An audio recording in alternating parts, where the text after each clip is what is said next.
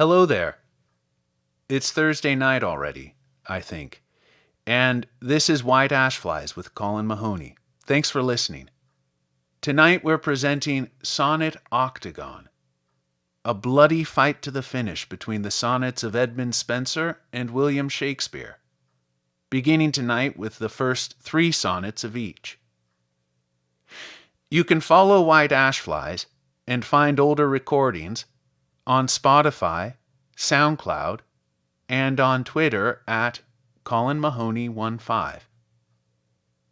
And now, Sonnet Octagon, beginning with Sonnets 1 through 3 by Edmund Spenser. On White Ash Flies. 1. Happy ye leaves, when as those lily hands, which hold my life in their dead-doing might, shall handle you and hold in love's soft bands, like captives trembling at the victor's sight. And happy lines, on which with starry light those lamping eyes will deign sometimes to look and read the sorrows of my dying sprite, written with tears in heart's close bleeding book. And happy rhymes, bathed in the sacred brook, of Helicon whence she derived is, when ye behold that angel's blessed look, my soul's long lacked food, my heaven's bliss. Leaves, lines, and rhymes, seek her to please alone, whom if ye please, I care for other, none. 2. Unquiet thought, whom at the first I bred, of the inward bale of my love-pined heart, and sithens have with sighs and sorrows fed, till greater than my womb thou waxen art. Break forth at length out of the inner part, in which thou lurkest like to viper's brood, and seek some succour both to ease my smart, and also to sustain thyself with food. But if in presence of that fairest proud thou chance to come, fall lowly at her feet, and with meek humbless and afflicted mood, pardon for thee, and grace for me entreat. Which if she grant, then live and my love cherish. If not, die soon, and I with thee will perish. 3. The sovereign beauty which I do admire, witness the world how worthy to be praised, the light whereof hath kindled heavenly fire, in my frail spirit by her from baseness raised.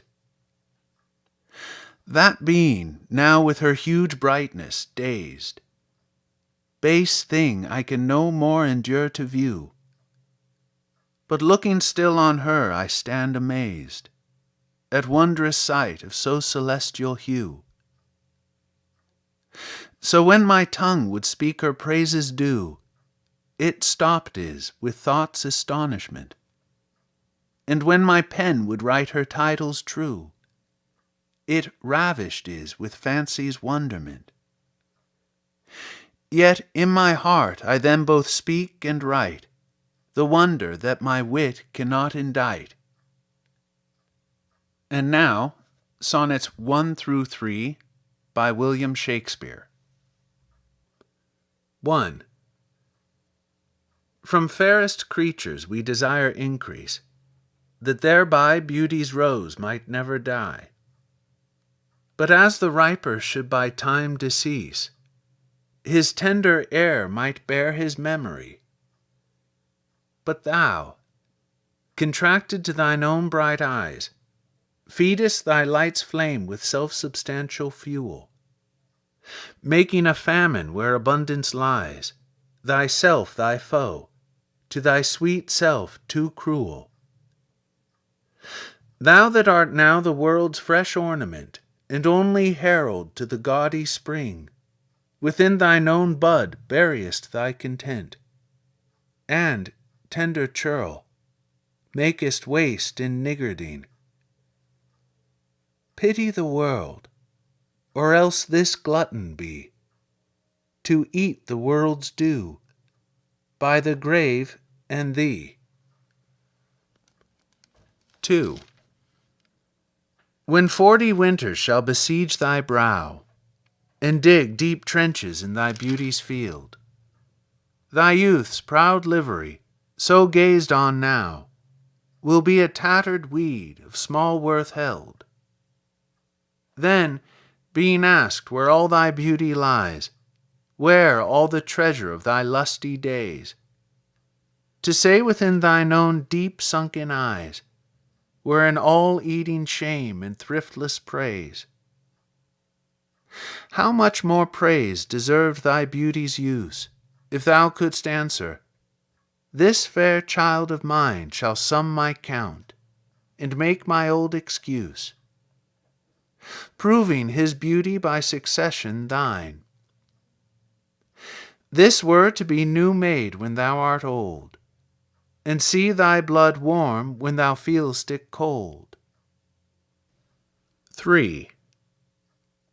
Look in thy glass, and tell the face thou viewest, now is the time that face should form another, whose fresh repair, if now thou not renewest, thou dost beguile the world, unbless some mother. For where is she so fair, whose uneared womb disdains the tillage of thy husbandry? Or who is he so fond will be the tomb of his self-love to stop posterity? Thou art thy mother's glass, and she in thee calls back the lovely April of her prime. So thou through windows of thine age shalt see, despite of wrinkles, this thy golden time. But if thou live remembered not to be, die single, and thine image dies with thee.